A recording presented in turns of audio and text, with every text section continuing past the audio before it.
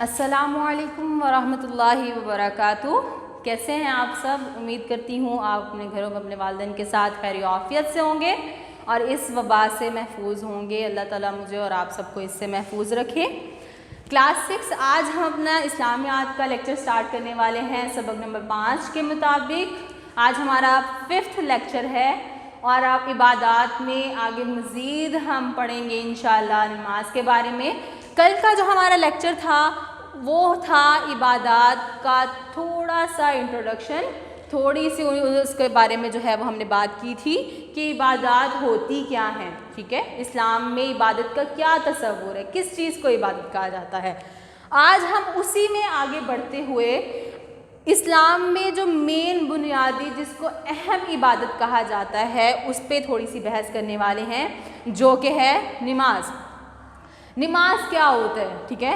سب سے پہلی بات عبادت کیا ہوتی ہے۔ عبادت جو ہے وہ آسان لفظوں میں آپ یہ کہہ سکتے ہو کہ ہم ایک ایسے الہ کی غلامی کریں جو اس کے لائق ہے، اور اگر آپ اس کی ڈیفینیشن کے بارے میں سوچتے ہیں تو وہ یہ ہے کہ اللہ تعالیٰ کی رضا و خوشنودی کے لیے، اللہ تعالیٰ کو خوش کرنے کے لیے کوئی بھی کام یا پھر دین کے جو ارکان ہیں اس کی ادائیگی کرنا عبادت ہے، اور آسان الفاظ میں ہر وہ کام کرنا جس سے اللہ تعالیٰ خوش ہوتا ہے، یا ہر وہ کام چھوڑ دینا جس کے کرنے سے اللہ تعالیٰ ناراض ہوں گے، عبادت کہلاتا ہے، ٹھیک ہے۔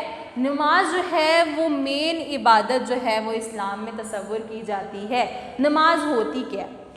اللہ تعالیٰ ہم سب کا خالق و مالک ہے، اس نے ہی ہم سب کو پیدا کیا ہے اور ہمارا رازق بھی وہی ہے، ہمیں زندگی دینے والا، ہمیں موت دینے والا وہی ہے، اس پوری دنیا کو بنانے والا وہی ہے، تو وہ اس لائق ہے کہ اس کی عبادت کی جائے، اس کی غلامی کی جائے۔ اب نماز جو ہے اللہ تعالیٰ کی عبادت اور اس کی غلامی کرنے کا ایک بہترین ذریعہ ہے جو ہمیں اس کے قریب بھی کرتی ہے اور اس کی خوشنودی حاصل کرنے کا ایک چھوٹا سا موقع ہمیں دیتی ہے۔ اللہ تعالیٰ جو ہے وہ اس سے راضی ہوتے ہیں، اور نماز کو مومن کی معراج کہا جاتا ہے کہ وہ اس کو پڑھتے ہوئے اللہ تعالیٰ کے سب سے نزدیک ہو جاتا ہے، ٹھیک ہے۔ نماز کے بارے میں اللہ تعالیٰ نے قرآن پاک میں فرمایا وَمَا خَلَقْتُ الْجِنَّ وَالْإِنسَ إِلَّا لِيَعْبُدُونَ، کہ میں نے جنوں اور انسانوں کو صرف اور صرف اپنی عبادت کے لیے پیدا کیا ہے۔ اگر اللہ تعالیٰ ہمیں پیدا نہ کرتے تو اس سے اس کی بڑائی میں بالکل بھی کمی نہیں آنی تھی، لیکن اللہ تعالیٰ نے ہمیں پیدا کیا، اس دنیا میں بھیجا، اور اس کا مقصد کیا بتایا؟ اس کا مقصد یہ بتایا کہ میں نے جنوں اور انسانوں کو اپنی عبادت کے لیے پیدا کیا۔ ہم اس دنیا میں اللہ تعالیٰ کی عبادت کے لیے آئے ہیں، ہمارے لیے ایک ٹیسٹ کے طور پہ جو ہے وہ ہم تیاری کرنے آئے ہیں، جس کا بعد میں اللہ تعالیٰ ضرور پوچھیں گے۔ اور نماز کا سوال قیامت کے دن سب سے پہلے بندے سے کیا جائے گا کہ بتاؤ تم نے جو دنیا میں وقت گزارا ہے، آیا تم نے اس میں اپنی نمازیں پوری پڑھی ہیں یا نہیں پڑھی ہیں؟ ان کو مکمل کیا جائے گا، اس کے بعد ہی کوئی کویسچن جو ہے وہ کیا جائے گا۔ نماز سے مراد کیا ہے؟ نماز جو ہے وہ عربی کا ورڈ ہے صلاح۔ صلاۃ کا جو ہے وہ ترجمہ ہے نماز، اس کو ہم اردو میں کہتے ہیں۔ صلاۃ کا مطلب ہے دعا کرنا، مطلب صلاۃ کا بیسک مطلب ہے دعا کرنا، اور ہم اس کو عام فہم زبان میں نماز کے نام سے یاد کرتے ہیں، ٹھیک ہے۔ اور بندہ اس میں جو ہے وہ اللہ تعالیٰ سے اس کی بڑائی کو بیان کرتے ہوئے اس سے دعائیں کرتا ہے کہ اے اللہ مجھے معاف کر دے، مجھے سیدھے راستے پہ چلا دے تاکہ میں دنیا میں کامیاب ہو جاؤں اور آخرت میں بھی کامیاب ہو جاؤں۔ اللہ تعالیٰ کا ارشاد، اللہ تعالیٰ کیا فرما رہے ہیں؟ اللہ تعالیٰ نے قرآن پاک میں فرمایا بسم اللہ الرحمن الرحیم وَمَا خَلَقْتُ الْجِنَّ وَالْإِنسَ إِلَّا لِيَعْبُدُونَ، اور میں نے جن اور انسانوں کو اس لیے پیدا کیا کہ وہ میری عبادت کریں۔ اس چیز کو مد نظر رکھتے ہوئے اگر ہم نماز کی اہمیت سمجھیں تو ہمیں بہت اچھے سے سمجھ آ جائے گی۔ جب ہم آئے ہی اللہ تعالیٰ کی عبادت کرنے کے لیے ہیں، تو نماز ایک بہترین ذریعہ ہے اللہ تعالیٰ کی قربت کو حاصل کرنے کا، اس کے نزدیک ہونے کا۔ تو اس سے ہمیں سمجھ آتی ہے کہ ہمارا مین مقصد کیا ہے کہ ہم نماز پڑھیں اور وقت پہ 5 وقت کی جو ہے وہ نماز پڑھیں، کیونکہ ہم پہ فرض 5 وقت کی ہوئی ہے نا، ٹھیک ہے، تو وقت پہ ادا کریں تاکہ ہمارا جو دنیا میں آنے کا مقصد ہے وہ پورا ہو جائے، ہم اللہ کی عبادت کر سکیں اور اللہ کی خوشنودی حاصل کر سکیں۔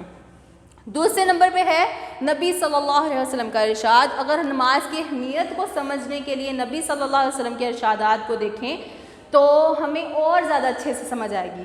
نبی صلی اللہ علیہ وسلم نے فرمایا، جس کا ترجمہ میں آپ کے سامنے پیش کرنے والی ہوں، نماز دین کا ستون ہے، جس نے اسے قائم کیا گویا اس نے پورے دین کو قائم کر دیا، اور جس نے اسے چھوڑ دیا گویا اس نے پورے دین کو چھوڑ دیا۔ مطلب یہ کہ ایک عمارت بنائی جائے نا، جیسے کہ آپ دیکھتے ہو کہ ایک چھت ہے، اکثر آپ پٹرول پمپس پہ جاتے ہو نا، وہاں پہ کیا ہوتا ہے، ایک بس چھت ہوتا ہے اور اس کے نیچے ستون سے بنے ہوتے ہیں، پلرز بنے ہوتے ہیں، ٹھیک ہے، وہ بیسک پلرز ہوتے ہیں۔ اگر وہ پلر اس چھت کے نیچے نہ بنائے جائیں تو کیا وہ چھت کھڑا ہو جائے گا؟ کبھی بھی کھڑا نہیں ہوگا۔ وہ پلرز ہٹا دو گے تو چھت گر جائے گا۔ اسی طرح جو نماز ہے، اگر آپ اس کو ہٹا دو گے نا تو دین بھی آپ کا ختم ہو جائے گا، آپ میں دین باقی نہیں رہے گا۔ نبی صلی اللہ علیہ وسلم نے دوسری جگہ پہ ارشاد فرمایا، جس کا ترجمہ یہ ہے کہ بے شک مسلمان اور کافر کے درمیان فرق کرنے والی چیز کیا ہے؟ وہ نماز ہے۔ نماز جو ہے وہ مسلمان اور کافر کے درمیان میں فرق کرتی ہے۔ مسلمان وہ ہے جو اللہ تعالیٰ کی بات مانتا ہے، ٹھیک ہے، اللہ تعالیٰ کا کہا مانتا ہے، اور کافر وہ ہے جو اللہ تعالیٰ کا انکار کر دیتا ہے، ٹھیک ہے، اور جو اللہ کی بات مانتا ہے وہ سب سے یہ پہلے یہی بات مانے گا نا کہ وہ اللہ کی عبادت کرے گا، کیونکہ اللہ نے کہا ہے کہ میں نے تمہیں پیدا اس لیے کیا ہے کہ تم میری عبادت کرو، ٹھیک ہے۔ تو سب سے پہلی بات یہ اللہ تعالیٰ نے یہ کیا، جب ہم یہ بات مانیں گے ہم مسلمان، اور اگر ہم اسی کا انکار کر دیں گے نہیں میں نے نہیں پڑھنی نماز، تو ہمارے ایمان کا تو پھر بھروسہ ہی کوئی نہیں ہے کہ ہم واقعی میں مسلمان ہیں بھی کہ نہیں ہیں۔ اور نبی صلی اللہ علیہ وسلم نے جو ہے وہ اس کی اور اہمیت کو بیان کیا اور کہا کہ میری آنکھوں کی ٹھنڈک نماز میں رکھی گئی ہے، کہ مجھے نماز پڑھ کے میری آنکھیں ٹھنڈی ہو جاتی ہیں، مجھے بہت زیادہ خوشی ہوتی ہے، میرا دل مطمئن ہو جاتا ہے، ٹھیک ہے۔ اللہ تعالیٰ قرآن پاک میں ایک اور جگہ فرماتے ہیں، بسم اللہ الرحمن الرحیم وَأَقِیمُوا الصَّلَاةَ وَلَا تَکُونُوا مِنَ الْمُشْرِکِینَ۔ ترجمہ ہے اس کا کچھ حصہ سے، اور نماز پڑھتے رہو، مشرکین میں سے نہ ہو جانا۔ مشرک کیا کرتے تھے؟ اسی چیز کا انکار کرتے تھے نا کہ ہم نے اللہ کی عبادت نہیں کرنی، ایک اللہ کی عبادت نہیں کرنی۔ تو اللہ تعالیٰ نے کہا کہ تم ان میں سے نہ ہو جانا، ان کی طرح انکار مت کر دینا کہ میں نے اللہ کی عبادت نہیں کرنی۔ اس کے بعد ہے ہمارے فرائض نماز۔ فرائض کسے کہتے ہیں؟ فرائض فرض کی جمع ہے، فرض کی جمع ہے، اور فرض ہر اس کام کو کہتے ہیں جس کا کرنا لازم قرار دیا گیا ہو۔ فرائض فرض کی جمع ہے، اور فرض ہر اس کام کو کہتے ہیں جس کا کرنا لازم قرار دیا گیا ہو۔ اب نماز کے اندر کچھ ایسے ہمارے کام ہیں جس کو کرنا نہ کرنا بہت جو ہے وہ معنی رکھتا ہے، ٹھیک ہے، اور ہمیں یہ کام کریں گے تو ہی ہماری نماز جو ہے وہ مکمل ہوگی۔ سب سے پہلا کام ہے تکبیر تحریمہ۔ تکبیر تحریمہ کس کو کہتے ہیں؟ نماز کی نیت کر کے، وضو کر کے نماز کی نیت کے بعد اللہ اکبر کہنا تکبیر تحریمہ کہلاتا ہے۔ اللہ اکبر کہہ کر ہاتھ باندھنا تکبیر تحریمہ کہلاتا ہے۔ دوسرے نمبر پہ ہے قیام و قرات۔ قیام و قرات کیا ہوتا ہے؟ ہاتھ ہم نے باندھ لیے، ٹھیک ہے، اور اب اس ہی پوزیشن پہ سورہ فاتحہ کے بعد اللہ تعالیٰ کے لیے نازل کردہ قرآن پاک میں سے کسی سورت کو یا پھر کچھ آیات کی تلاوت کرنا، ٹھیک ہے، اسے کیا کہتے ہیں؟ قیام و قرات۔ کھڑے ہو گئے، قیام کیا، کھڑے ہونے کو کیا کہتے ہیں؟ قیام کرنا، اور قرات کرنا کہ قرآن پاک کی تلاوت کرنا۔ تیسرے نمبر پہ ہے رکوع۔ رکوع کہتے ہیں قیام کے بعد اپنے گھٹنوں کی طرف جھک جانا۔ رکوع کا مطلب ہی یہ ہے جھکنا، ٹھیک ہے، انسان سب سے پہلے اپنی اکڑ توڑتا ہے اپنی کمر سے، ٹھیک ہے، جس میں اکڑ ہوتی ہے نا وہ اپنی کمر کو اٹکا کے چلتا ہے، ٹھیک ہے، وہ اس کو جھکنے نہیں دیتا۔ اپنے آپ کو اللہ تعالیٰ کا غلام ظاہر کرنے کے لیے سب سے پہلے جو انسان ہے وہ اپنی کمر کو جھکاتا ہے، ٹھیک ہے، اور کمر کو جھکانے کا نام ہے رکوع۔ اس کے بعد ہے سجدہ۔ سجدہ مطلب یہ کہ انسان اللہ تعالیٰ کی بارگاہ میں اپنا سب کچھ چھوڑ کر جھک جاتا ہے، جھک جاتا ہے اس طرح سے کہ وہ اپنی انا کو، اپنے تکبر کو، اپنی ہر ایک چیز کو سائڈ پہ رکھتے ہوئے صرف اللہ کی بارگاہ میں سر رکھ دیتا ہے اور یہ کہتا ہے یا اللہ میں تیرا بندہ ہوں، میں تیرے سامنے کچھ نہیں ہوں، میرا کچھ نہیں ہے، تو ہی مجھے پیدا کرنے والا ہے اور تو ہی سب سے بلند ہے، میں تو ایک حقیر سا بندہ ہوں۔ اسی لیے سجدے میں جو ہے وہ بندہ کہتا ہے سبحان ربی الاعلی، کہ پاک ہے میرا وہ رب جو سب سے بلند ہے۔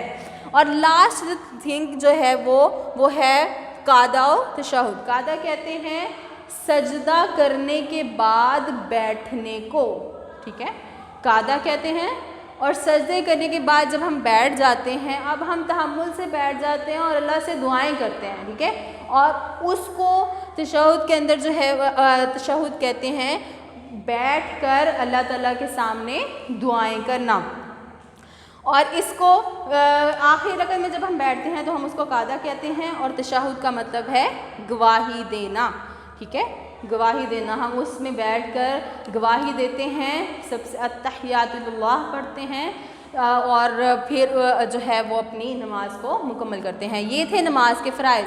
بیٹا نماز پڑھنے سے فائدے کیا ہوتے ہیں؟ ٹھیک ہے، نماز پڑھنے سے سب سے پہلے انسان ہر طرح کی گندگی سے دور ہو جاتا ہے، ٹھیک ہے، وہ سب سے پہلے وضو کرتا ہے جس سے اس کے جسم کی گندگی دور ہو جاتی ہے، ٹھیک ہے، اور جب وہ وضو کر کے نماز کے لیے جاتا ہے نا تو اس کے اندر جو تکبر ہوتا ہے، انا ہوتا ہے نا، اس کی روح جو ہے وہ کانپ رہی ہوتی ہے کہ میں ہی ہر چیز ہوں، یہ اس کا تکبر ختم ہو جاتا ہے، اس کی روح جو ہے وہ پاک ہو جاتی ہے، ٹھیک ہے، اور انسان جو ہے اس کے اندر ایک ایسا جوش جذبہ اپنے دین کے بارے میں پیدا ہوتا ہے کہ اس کا ایمان اور زیادہ مضبوط ہوتا ہے، وہ لوگوں کو حقیر جاننا چھوڑ دیتا ہے، نماز سے مساوات پیدا ہوتی ہے، ہر معاشرتی برائی جو ہے وہ ایک مرتبہ دم توڑ دیتی ہے، ہر طرح کا سکون ہو جاتا ہے۔